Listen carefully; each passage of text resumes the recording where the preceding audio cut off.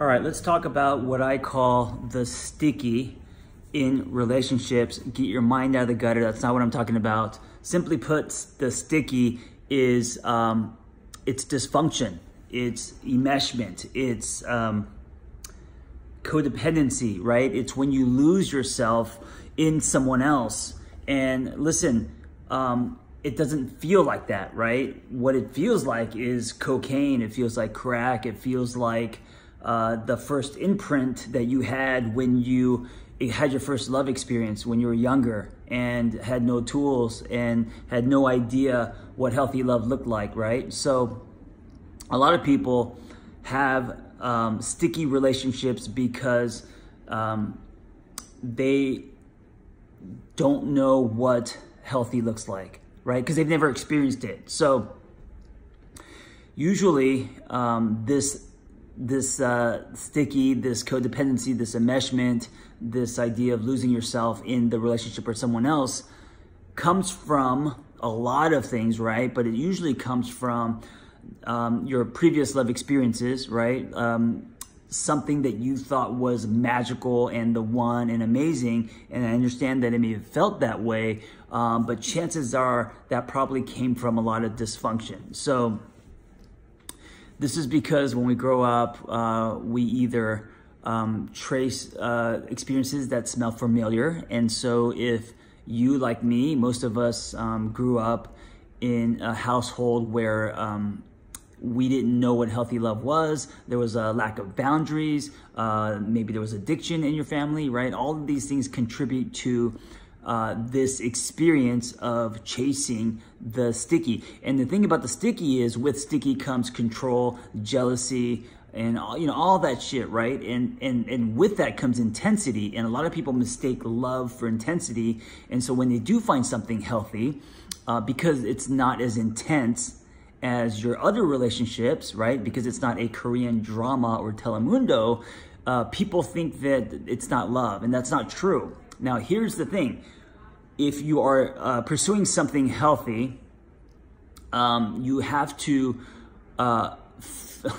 swim past the breakers. You have to find a healthy partner and start building a healthy relationship. And as you do that, if you're used to dysfunction and codependency and losing yourself, what's going to come up is a lot of shit, right? Because it's going to feel uncomfortable. And you may think that this relationship isn't good, or there's something missing, or it's quote unquote boring because it's not like the chaotic, crazy relationships that you've had before where you lost yourself.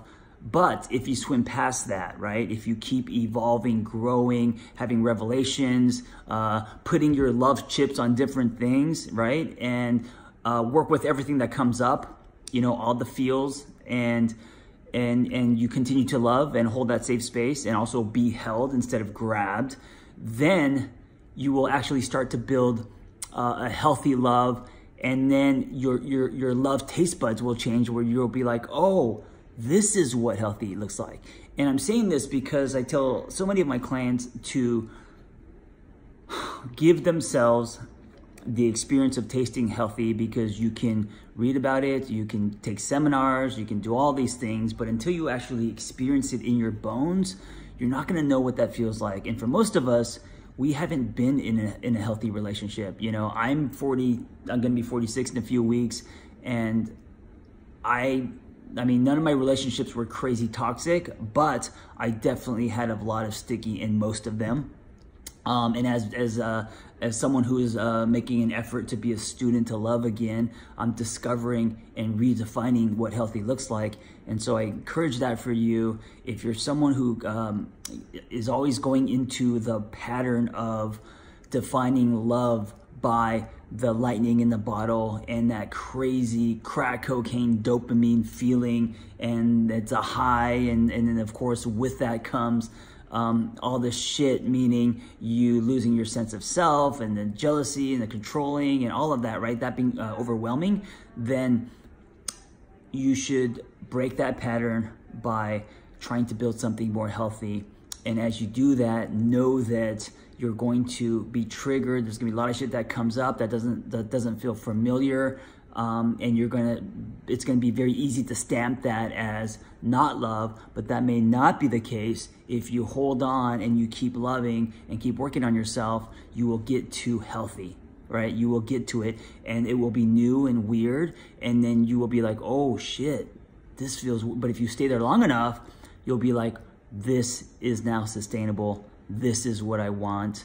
And I'm not saying that it's going to be easy, and of course healthy relationships also have, you know, drama and shit. No relationship is perfect, and relationships are built like anything else, but sticky relationships are not sustainable.